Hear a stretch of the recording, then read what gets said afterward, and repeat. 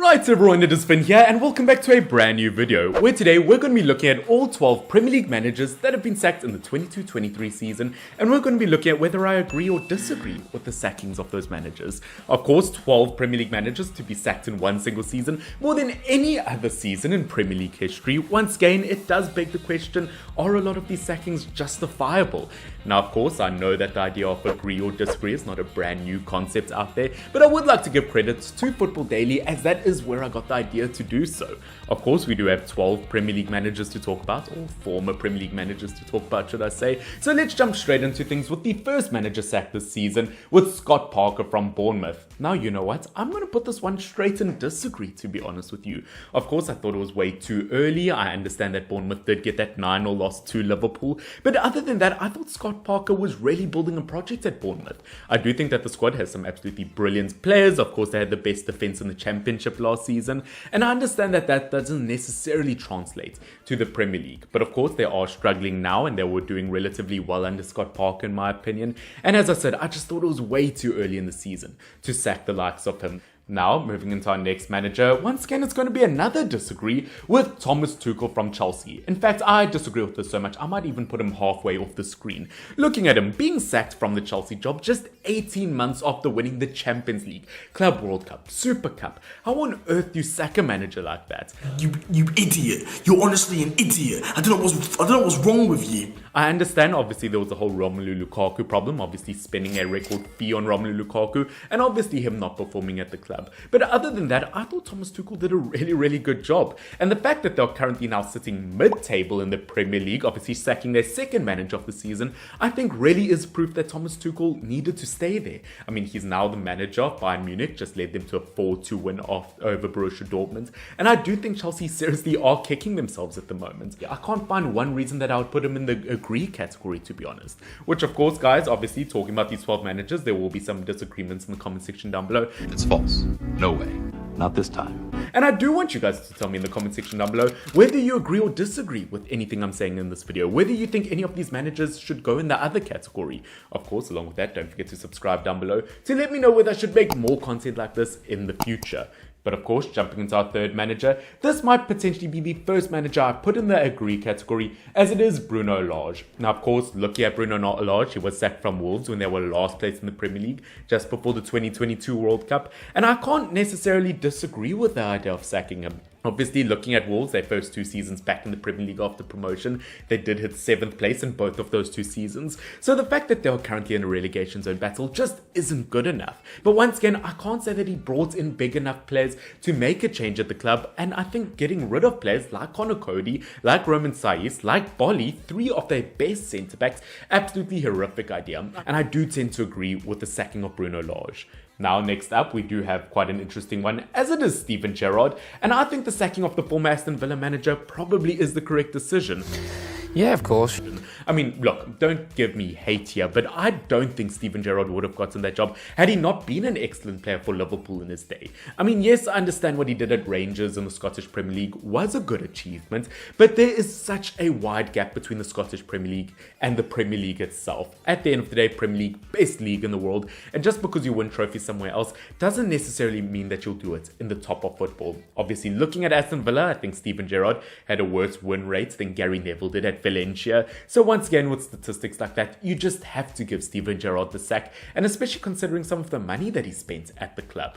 Now, next on, we have the likes of a manager who, I'm not going to lie, I've got quite a soft spot for. I'm going to put him in the middle now, as it is Rolf Hasenhüttl. Now, of course, look at him, as I said, he is a manager that I do want to like for some reason, but I can't be biased here, and I do have to put him in the agree category. Looking at Rolf Hasenhüttl for Southampton, I mean, in his tenure at the club, he lost 9-0 on 2 different occasions, obviously fighting in a relegation zone this season, which, considering the amount of talent that he's brought to the squad, the kinds of players he's brought to the squad, the fact that they don't seem to be improving or going anywhere is a serious problem. Unfortunately, as much as I do like the Austrian manager, it probably was the correct decision.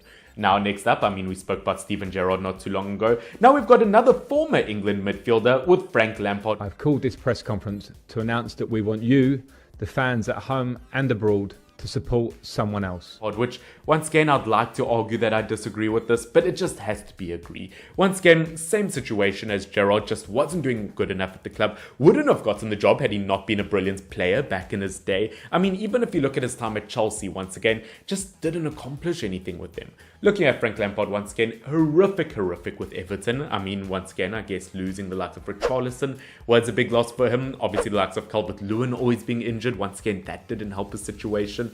But I do think, once again, looking at Frank Lampard, number-wise, Everton just not in a good spot, and they hadn't improved off of last season whatsoever. It was the correct decision. Now moving on, it might be our first disagree in a while, as we have Jesse Marsch. Now, of course, the reason I would put this in disagree most likely is the fact that the timing of his sacking was totally weird. He was sacked right after the January transfer window, after bringing in players like Weston McKennie and one or two others. And in my opinion, you just cannot sack a manager after the transfer window. It is a big no-no. Once again, looking at Jesse Marsch, I think he had some really good moments at Leeds United, had managed them for about a year, and I just think because of the moments he had at the club and the fact that he just brought new players in, totally wrong decision, and I wouldn't be surprised if Leeds United got relegated this season. No! Now next up, we do have the likes of Jones, which second Southampton manager on this list, and this is a tiny bit of a weird one. I'm going to put him in the middle for now, because looking at him, only 3 months in charge of the club. Whether you can sack a manager after 3 months or not, I have no idea, but I tend to agree with Southampton sacking him. I mean, first of all, I don't think they should have hired him. To hire a Luton manager who hadn't really proven himself at a top stage in any level in football, I just didn't get the idea of hiring him in the first place. Obviously, looking at that, at top of that, I do think Southampton have to do whatever it takes to stay in the Premier League this season. So if it means sacking manager after 3 months, I kind of understand that to an extent. Now, of course, next up, another really interesting one with Patrick Vieira. Now, the big question is, do I put him in the same category as Gerrard and Lampard, who did obviously get the jobs because of their name, in my opinion? But at the end of the day, I think I tend to disagree with the sacking of Vieira. I know now that he's been sacked, obviously Roy Hodgson is in charge and they've just gotten their first win of 2023. I'm better. I am better!